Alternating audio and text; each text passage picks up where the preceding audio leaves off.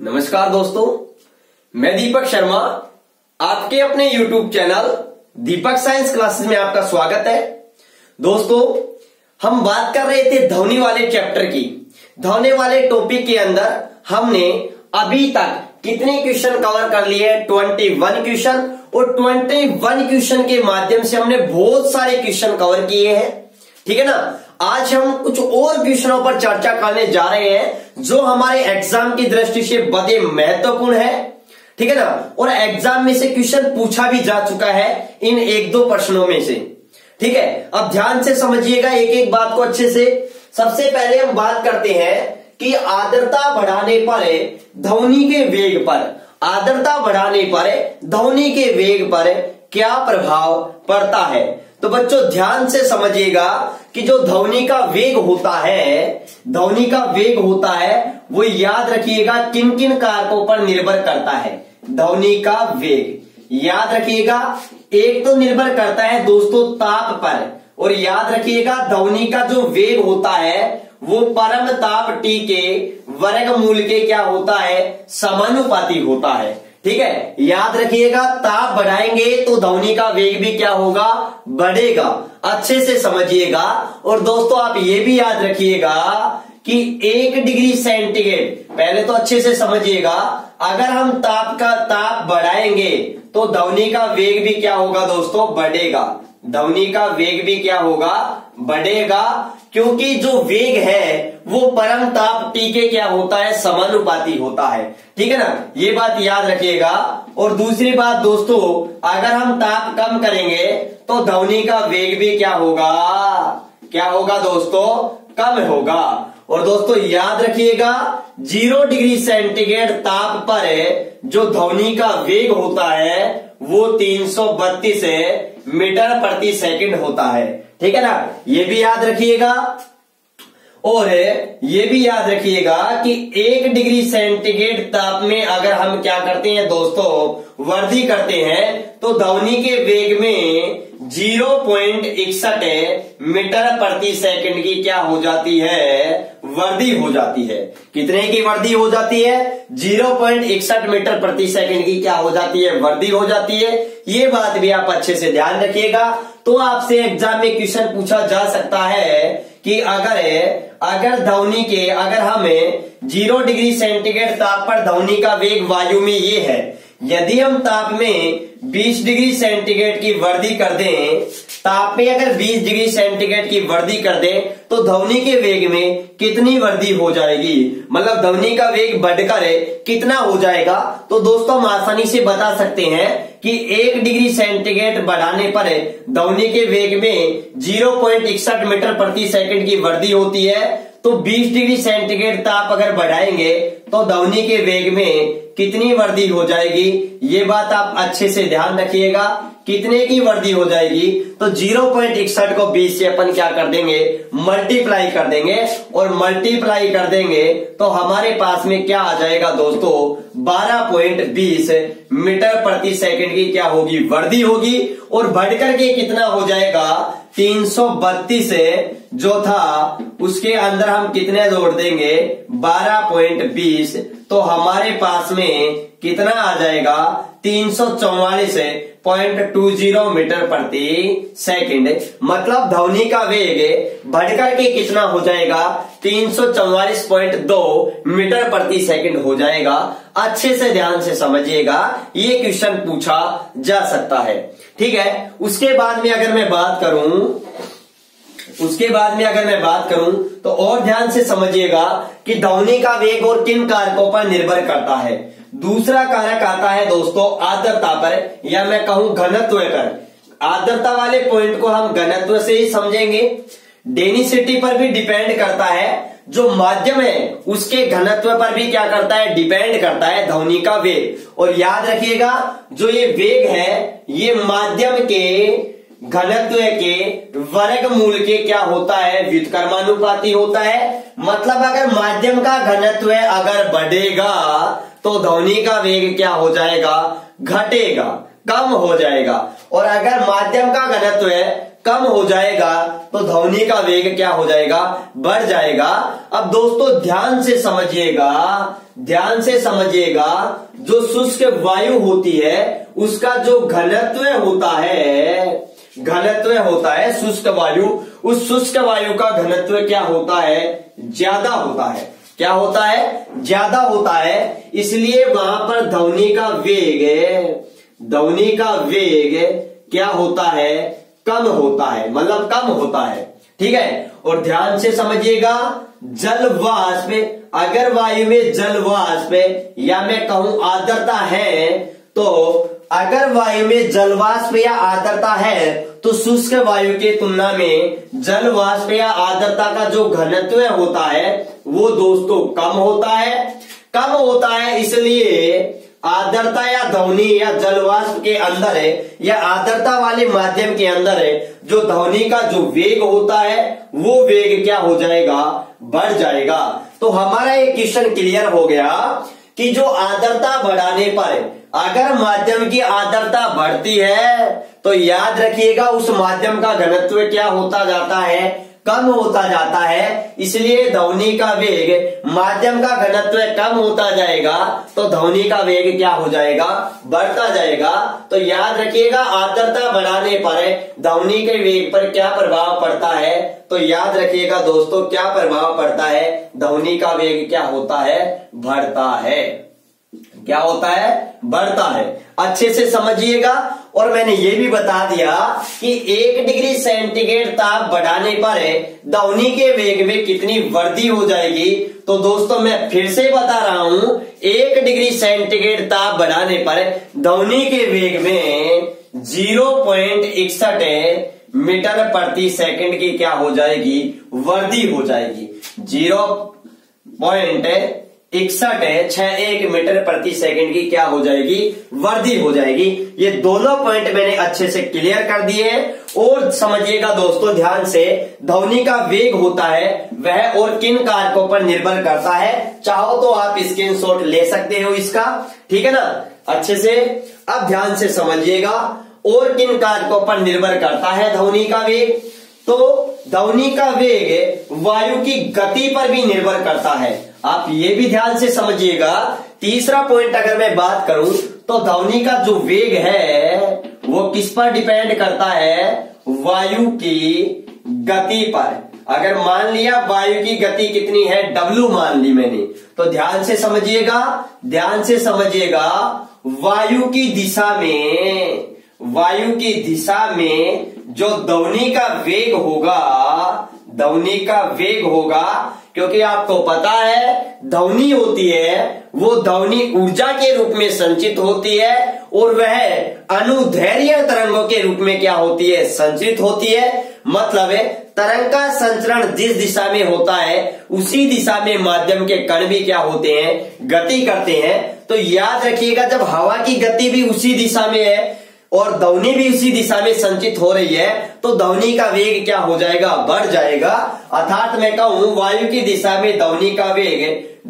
वेग v है और वायु की गति w है, तो ध्वनि का वेग बढ़ करके कितना हो जाएगा, v प्लस w हो जाएगा। और दोस्तों याद रखिएगा वायु की विपरीत दिशा की अगर मैं बात करूं, वायु की विपरीत दिशा की अगर मैं बात करूं तो वायु की विपरीत दिशा में जो ध्वनि का वेग होगा, ध्वनि का वेग होगा वो कितना होगा दोस्तों, v माइनस w होगा, ठीक है ना, कम हो जाएगा, ठीक है ना। ये बात ध्यान से समझिएगा। और अगर मैं नेक्स्ट बात करूं दोस्तों, और अगर मैं बात करूं कि जो ध्वनि का वेग होता है वो और किन कारकों पर निर्भर करता है, यहां एक बात इंपॉर्टेंट याद रखिएगा नोट के तौर पर स्पेसिकल, कि जो ध्वनि का वेग होता है, ध्वनि का जो वेग होता है, ध्वनि का वेग दाब पर निर्भर नहीं करता है। इंपॉर्टेंट क्वेश्चन है, ध्वनि का वेग दाब पर निर्भर नहीं करता है, नहीं करता है। बहुत अच्छा क्वेश्चन है, ठीक है, ये बात अच्छे से क्लियर होनी चाहिए आपको, ठीक है। तो इसका भी आप स्क्रीनशॉट ले सकते हो, ठीक है ना। उसके बाद में हम नेक्स्ट क्वेश्चन पर चर्चा करते हैं दोस्तों। नेक्स्ट क्वेश्चन अपना क्या है कि ध्वनि की तीव्रता का मात्रक क्या होता है। पहले अच्छे से समझिएगा, ध्वनि की तीव्रता जिसे हमें, या मैं कहूं प्रबलता, ध्वनि की तीव्रता कहूं या फिर मैं कहूं क्या, प्रबलता। तो दोस्तों याद रखिएगा, ध्वनि की तीव्रता, याद रखिएगा तीव्रता को हमें आई से प्रदर्शित करते हैं और प्रबलता को हमें एल से प्रदर्शित करते हैं। ध्वनि की तीव्रता या प्रबलता हमें क्या बताती है, अगर मैं जोर से बोल रहा हूं, अगर मैं तेज बोल रहा हूं, तो मेरी जो ध्वनि है, वो मेरी जो आवाज है वो दूर तक सुनाई देगी, और अगर मैं धीमी आवाज बोल रहा हूं तो उसकी तीव्रता कम है। ठीक है ना, मतलब वो कम दूरी तक क्या हो देगी, सुनाई देगा। तो एक बात ये ध्यान से समझिएगा, और दोस्तों याद रखिएगा, जो ध्वनि की तीव्रता है, चाहे वो ध्वनि की क्या है, तीव्रता, ध्वनि की तीव्रता या मैं कहूं ध्वनि की प्रबलता आयाम के, किस पर डिपेंड करती है, आयाम पर। और दोस्तों ये आयाम के वर्ग के क्या होती है, समानुपाती होती है। ध्यान से समझिएगा, ठीक है ना, क्योंकि जो तीव्रता आई होती है वो आयाम ए के क्या होती है, वर्ग के समानुपाती होता है। तो याद रखिएगा, अगर आयाम बढ़ेगा तो ध्वनि की तीव्रता भी क्या होगी, बढ़ेगी, और आयाम घटेगा तो ध्वनि की तीव्रता भी क्या होगी, घटेगी। और दोस्तों तीव्रता का एक और फॉर्मूला हमारे पास में आता है कि जो तीव्रता होती है दोस्तों, तीव्रता होती है, आप ये भी याद रखना, ये तीव्रता होती है, ये ऊर्जा के वर्ग के भी क्या होती है, समानुपाती होती है। किसके समानुपाती होती है, ऊर्जा के वर्ग के भी समानुपाती होती है। और याद रखिएगा, तीव्रता का एक फॉर्मूला आता है, तीव्रता इक्वल है ऊर्जा अपॉन क्षेत्रफल इनटू टाइम, मतलब समय। और दोस्तों क्षेत्रफल के अंदर क्या आएगी, दूरी, और यहां पर दूरी का क्या होता है, स्क्वायर होता है। ठीक है ना, तो यहां पर भी एक आप ध्यान रखिएगा कि जो तीव्रता है वह दूरी के वर्ग के क्या होता है, समानुपाती होता है। ये बात आप अच्छे से ध्यान रखिएगा, ठीक है ना। तो ये बात आप अच्छे से ध्यान रखिएगा कि ध्वनि की तीव्रता या प्रबलता है वह आयाम के वर्ग के समानुपाती होती है और दूरी के वर्ग के क्या होती है, व्युत्क्रमानुपाती होती है। तो मैं ये कह सकता हूं, अगर आप कोई व्यक्ति बोल रहा है तो कोई व्यक्ति दूसरा जितनी दूर बैठा है वो ज्यादा दूरी पर बैठा है, तो इसका मतलब उसको जो आवाज सुनाई दे रही है वो कम तीव्रता से सुनाई दे रही है। ये आप सभी जानते हो। अगर मैं कोई बात कर रहा हूं और कोई व्यक्ति दूर बैठा है तो उसके पास में वो आवाज है वो बहुत कम सुनाई देगी, क्योंकि जैसे जैसे दूरी बढ़ती है वैसे वैसे तीव्रता क्या होती जाती है, कम होती जाती है। याद रखिएगा दोस्तों, ये प्रबलता है, इस प्रबलता के दो मात्रक है। एक तो है डेसिबल है, जिसे हम डीबी से प्रदर्शित करते हैं। डीबी, यहां डेसिबल को स्मॉल डी लिखते हैं और कैपिटल को बी लिखते हैं, ठीक है ना। डेसिबल एक आता है डेसिबल, दूसरा होता है सोनी। क्या होता है, सोनी होता है, ठीक है ना। याद रखिएगा, एक सोनी के अंदर कितने डेसिबल होते हैं दोस्तों, 40 डेसिबल होते हैं। कितने डेसिबल होते हैं, 40 डेसिबल होते हैं। आप ये बात भी अच्छे से ध्यान से समझिएगा। इसलिए दोस्तों, अगर इन दोनों मात्रकों की बात की जाए तो जो प्रचलन में होता है वो कौन सा होता है, डेसिबल होता है। इसलिए याद रखना, जो ध्वनि की तीव्रता है या प्रबलता है उसका जो मात्रक होता है वो क्या होता है दोस्तों, डेसिबल होता है। क्या होता है, डेसिबल होता है। दोस्तों दूसरी एक और बात याद रखिएगा कि जो अगर ये WHO के अनुसार अगर कोई भी ध्वनि है, अगर वह ध्वनि 45 डेसिबल है, मतलब WHO के अनुसार, वर्ल्ड हेल्थ ऑर्गेनाइजेशन के अनुसार, विश्व स्वास्थ्य संगठन के अनुसार, कि अगर कोई मनुष्य 45 डेसिबल की ध्वनि के अंदर बातचीत करते हैं या कोई भी अपना दैनिक जीवन के कार्य करते हैं तो वह उसके स्वास्थ्य के लिए लाभदायक होती है, हानिकारक नहीं होती है। तो याद रखिएगा WHO के अनुसार, यहां पर क्वेश्चन भी दे रखा है मैंने, WHO के अनुसार एक नगर के लिए सुरक्षित ध्वनि प्रदूषण स्तर क्या रखा गया है? तो दोस्तों याद रखिएगा, याद रखिएगा 45 डेसिबल रखा गया है, ठीक है ना। ध्वनि प्रदूषण का स्तर क्या रखा गया है? तो यहां पर ये बात समझिएगा पहले कि 45 डेसिबल की तो क्या उपयुक्त समझा गया है। अगर वो हमें ये ऐसे क्वेश्चन पूछे, उपयुक्त रहे मनुष्य अगर किस ध्वनि में बातचीत करे कि ध्वनि प्रदूषण न हो, या फिर कहे कि WHO के अनुसार कितने डेसिबल तीव्रता की ध्वनि को मनुष्य के लिए सबसे उपयुक्त माना गया है? तो दोस्तों याद रखिएगा 45 डेसिबल को माना गया है। और दोस्तों याद रखिएगा अगर 80 डेसिबल है, 80 डेसिबल या 80 डेसिबल से ज्यादा जो ध्वनि है उसको WHO ने क्या माना है? मनुष्य के लिए हानिकारक माना है। और दोस्तों याद रखिएगा 80 डेसिबल की ध्वनि है उसे ही हम क्या कहते हैं? शोर कहते हैं। क्या कहते हैं? शोर कहते हैं, नॉइस कहते हैं। याद रखिएगा दोस्तों अगर मनुष्य 140 डेसिबल की ध्वनि अगर सुनता है या 180 डेसिबल से ज्यादा तीव्रता की ध्वनि सुनता है तो उसके लिए हानिकारक होती है। 140 डेसिबल की ध्वनि सुनता है तो मनुष्य दोस्तों क्या हो सकता है? बहरा हो जाता है। क्या हो जाता है? बहरा। और इससे भी ज्यादा अगर सुनता है तो वो व्यक्ति क्या हो सकता है? पागल हो सकता है। क्या हो सकता है? पागल हो सकता है। दोस्तों याद रखिएगा एक साइंटिस्ट थे जिनका नाम है वेबर है। क्या है? वेबर नाम है जिनका, वेबर है। और एक और इनके एक साइंटिस्ट थे, इनके सहायक साइंटिस्ट थे या मैं कहूं इनके सहायक वैज्ञानिक थे जिनका नाम था फेशनर। इन्होंने ध्वनि की तीव्रता और ध्वनि की प्रबलता के बीच में क्या दिया दोस्तों? एक संबंध दिया। और उस संबंध वो क्या है? L। यहां मैं प्रबलता को L से प्रदर्शित कर रहा हूं तो संबंध क्या था? L equal K log I। यहाँ I क्या है? ध्वनि की तीव्रता, L क्या है? प्रबलता।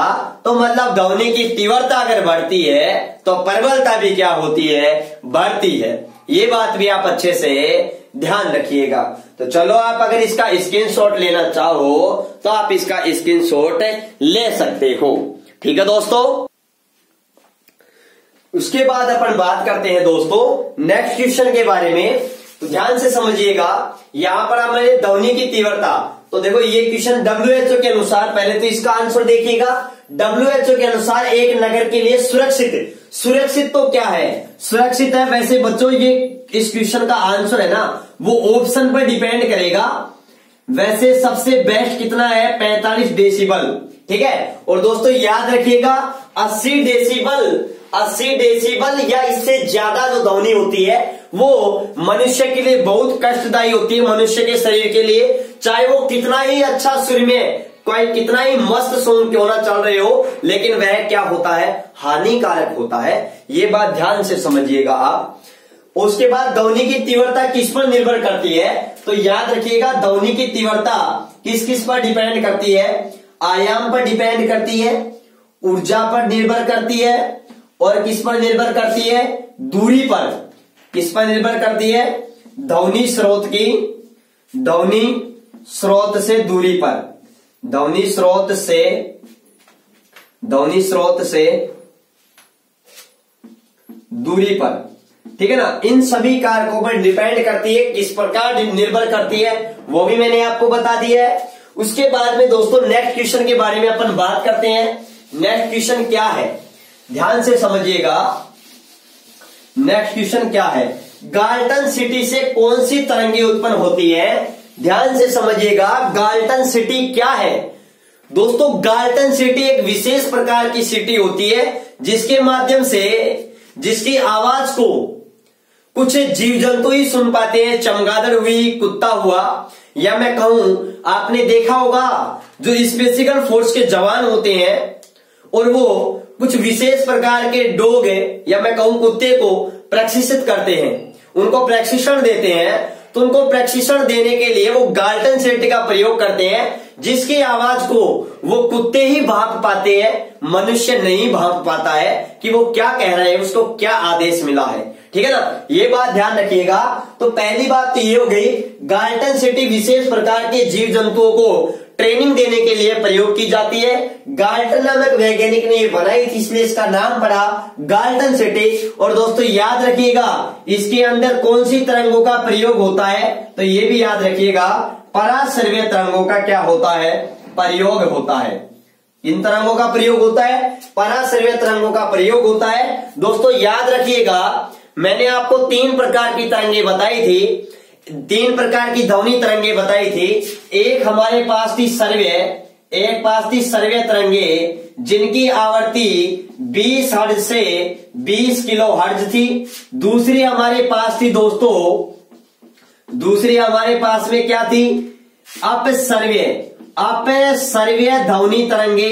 अपसर्व्य तरंगे है, इनकी जो आवृत्ति थी दोस्तों वो 20 हर्ट्ज से भी क्या थी, कम थी। और दोस्तों ये जब कोई प्राकृतिक आपदा, भूकंप, सुनामी आती है उस समय उत्पन्न होती है। इन्हें कुत्ता, गेल, मछली और ये कोई 1-2 जीव, हाथी वगैरह यही सुन पाते हैं, मनुष्य नहीं सुन पाता है। और दोस्तों जिनकी आवृत्ति 20 किलो हर्ट्ज से भी ज्यादा होती है उन तरंगों को हम कहते हैं पराश्रव्य तरंगे। इनकी जो आवृत्ति होती है वो 20 किलो हर्ट्ज से भी क्या होती है, ज्यादा होती है। दोस्तों इनकी आवृत्ति ज्यादा होती है तो याद रखिएगा इन तरंगों की जो तरंग दैर्ध्य होती है वो क्या होती है, कम होती है, कम होती है। मैं दोस्तों आपको बता दूं ऊर्जा आवर्ती के समानुपाती है और आवर्ती तरंग दैर्ध्य के क्या है, व्युत्क्रमानुपाती है। तो याद रखिएगा इनकी आवर्ती ज्यादा है तो ऊर्जा भी क्या होगी, इनकी ज्यादा होगी, ऊर्जा भी ज्यादा होगी। लेकिन जो तरंग दैर्ध्य है वह कम है। इनकी ऊर्जा ज्यादा होने के कारण दोस्तों इनके बहुत सारे उपयोग हैं। वो उपयोग कौन कौन से हैं, एक एक बात को समझिएगा। पहला उपयोग है उद्योगों के अंदर जो चिमनियां होती हैं, उनके ऊपर जो कालिख लगी होती है, जहां मनुष्य नहीं पहुंच पाता है आसानी से, वहां उनको क्या कर दिया, उनको कालिख को या हटाने के लिए पराश्रव्य तरंगों का प्रयोग किया जाता है। शरीर के अंदर कोई गुर्दा वगैरह के अंदर कोई पथरी वगैरह है, उनको तोड़ने में भी अल्ट्रासोनोग्राफी में भी पराश्रव्य तरंगों का प्रयोग किया जाता है। ईसीजी में भी, ये ईसीजी हृदय से संबंधित है, ये भी याद रखिएगा। ईसीजी है ना, ये हृदय से संबंधित जांच है, ईसीजी के अंदर भी पराश्रव्य तरंगों का उपयोग किया जाता है, ये भी याद रखिएगा।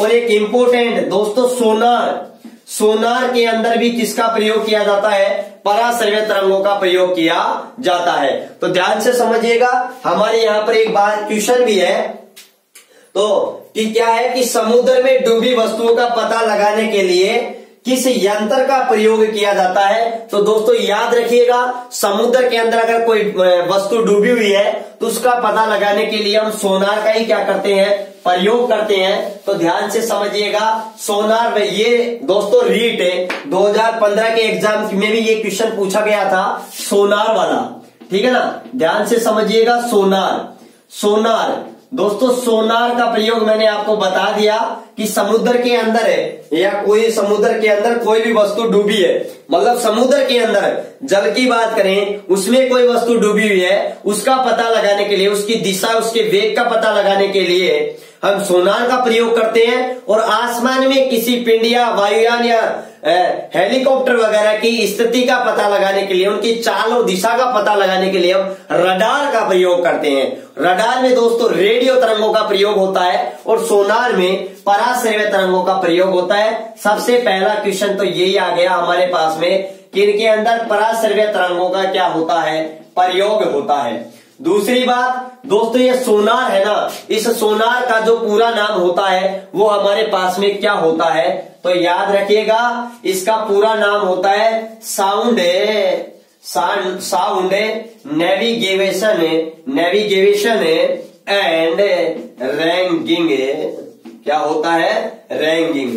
याद रखिएगा ये सोनार का क्या है? पूरा नाम है। और दोस्तों सोनार के अंदर पराश्रव्य तरंगों का क्या होता है? प्रयोग होता है। और दोस्तों ये किस प्रकार से कार्य करता है ये बात भी आप समझिएगा। जैसे ये समुद्र है, समुद्र है, और यहाँ पर जो जहाज वगैरह होती हैं इनके नीचे लगा होता है, ये जहाज के नीचे लगा होता है ऐसे। इसके अंदर दो चीजें होती हैं, एक तो होता है प्रेषित्र। क्या होता है? प्रेषित्र। दूसरा होता है संसूचक। क्या होता है? संसूचक। तो दोस्तों क्या होता है, जब पानी के अंदर है ना, गहराई के अंदर कोई भी अगर चट्टान वगैरह है तो यहां से क्या होता है, प्रेषित्र से संकेत जाते हैं, और जाकर के अगर इनके मार्ग में कोई चट्टान वगैरह, कोई बड़ी पत्थर चट्टान या जहाज, कुछ भी पनडुब्बी वगैरह या कोई भी वस्तु इनके मार्ग में आती है तो ये टकरा करके वापस संसूचक द्वारा ग्रहण कर ली जाती है। तो मान लिया इनके द्वारा चली गई दूरी डी है, डी जाने में है तो डी आने में हो गई तय की गई दूरी। ठीक है। दूसरी बात, पानी के अंदर ये समुद्री जल है, समुद्री जल के अंदर जो ध्वनि होती है उसकी चाल 1531 मीटर प्रति क्या होती है? सेकंड होती है। तो दोस्तों हम इसको ज्ञात अच्छे से कर सकते हैं कि आपको पता है दूरी बराबर क्या होता है? दूरी बराबर क्या होता है? चाल गुणा क्या होता है? समय होता है। तो पानी के अंदर चाल क्या है? चाल क्या है? और समय, दोस्तों समय हमें केवल जाने जाने का ही लेना है। या मैं कहूं, देखो यहां पर ये यहां से तरंग प्रेषित्र से गई है, टकरा करके वापिस आई है, तो टी जाने का, टी आने का, तो ये तो 2t समय हो गया। लेकिन हमें, या फिर मैं कहूं केवल जाने आने में लगा समय t है, तो उस t का हम क्या करेंगे? आधा करेंगे। क्या करेंगे? आधा करेंगे। हमें केवल एक तरफ का ही समय लेना है। ठीक है ना। तो यहाँ एक तरफ का समय, और जो प्रेषित्र से जो जाएंगे सिग्नल वो चट्टान से टकरा करके संसूचक द्वारा ग्रहण कर लेंगे, और संसूचक उसका प्रतिबिंब बना देगा पर्दे पर कि नीचे कौन सी वस्तु है, उसके माध्यम से दिशा बदल ली जाती है। ठीक है ना, इस जहाज की। तो याद रखिएगा अगर ये डी दूरी है तो जाने में केवल डी दूरी है, तो हम ऐसे ज्ञात कर सकते हैं कि डी इक्वल क्या होगा? दूरी बराबर चाल इंटू समय होगा। चाल है हमारे पास में हो गई, टी हम समय क्या समय नोट किया है जाने आने में, तो हमें केवल जाने एक तरफ का टाइम टी कैलकुलेट करना है। ठीक है ना, ये ध्यान रखिएगा। इस पर जो मैं न्यूमेरिकल क्वेश्चन आपको करवा दूंगा, ठीक है ना, ताकि ये स्थिति आपको अच्छे से क्लियर हो जाए। ठीक है। या फिर आप एक बात और ध्यान से समझिएगा, तो ये सोनार की बात हो गई। दूसरी बात, तो यहां पर हमारे पास में एक क्वेश्चन क्लियर हो गया, समुद्र में डूबी वस्तुओं का पता लगाने में किसी यंत्र का प्रयोग किया जाता है? सोनार का प्रयोग किया जाता है। और दोस्तों लास्ट क्वेश्चन है हमारे पास में कि हमारे कानों द्वारा सुनी गई ध्वनि हमारे मस्तिष्क पर कितने समय तक रहती है? तो याद रखिएगा दोस्तों 1/10 सेकंड तक रहती है, या 0.1 सेकंड तक ध्वनि का प्रभाव हमारे कान या मस्तिष्क में रहता है। ये बात आप अच्छे से ध्यान रखिएगा, और क्लास को ज्यादा से ज्यादा क्या कीजिएगा? शेयर कीजिएगा। और जो विद्युत धारा वाला जो चैप्टर है उसको हम लाइव क्लास के अंदर, जो नया सिलेबस में अंदर जुड़ा है, उसको हम लाइव क्लास के माध्यम से अच्छे से क्या करेंगे? कवर करेंगे। धन्यवाद।